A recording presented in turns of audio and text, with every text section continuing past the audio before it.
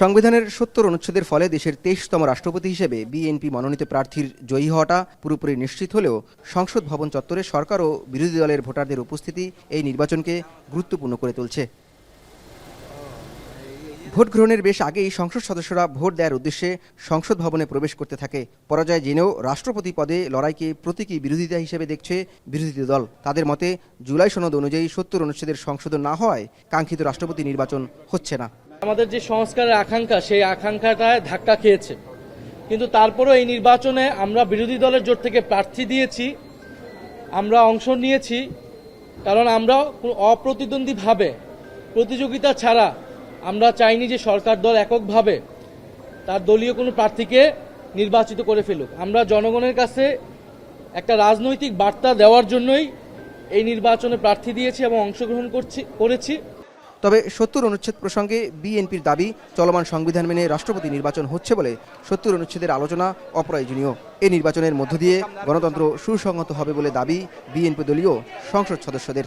Shea butter ও vitamin সম্ৃদ্ধ lily beauty soap, তারুণ্যময় উজ্জ্বল ত্বকের জন্য। বাংলাদেশ জাতীয়তাবাদী দলের সরকার, বর্তমান সরকার এমন একজন ব্যক্তিকে বাংলাদেশের রাষ্ট্রপতি পদে নমিনেশন দিয়েছেন, যিনি ওনার জীবনের বেশিরভাগ সময় বাংলাদেশের জন্য, দেশের জন্য কাজ করেছেন, দলের জন্য কাজ করেছেন। দলের সবচাইতে বিপদের সময় উনি দলের পাশে ছিলেন। আজকে একটি নির্বাচিত সংসদে একটা প্রেসিডেন্টের নির্বাচন হচ্ছে, এটাও তো আমাদের জন্য বড় পাওনা।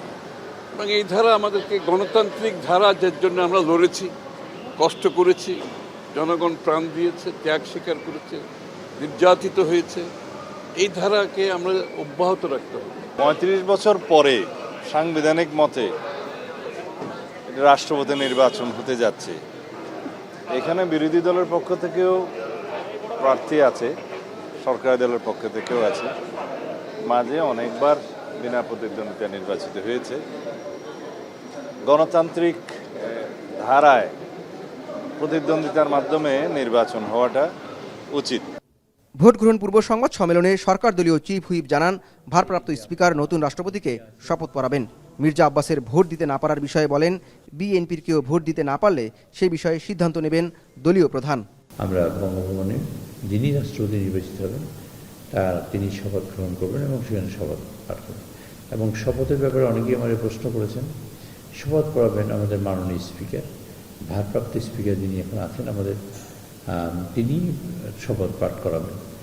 ৩৫ বছর পর ভোটাভুটির মাধ্যমে অনুষ্ঠিত হতে যাওয়া রাষ্ট্রপতি নির্বাচনে চট্টগ্রামের একটি আসনের ফল ঘোষণা স্থগিত থাকায় মোট ভোটার ৩৪৯ জন। জাওয়াদ মাহমুদ, এখন, ঢাকা।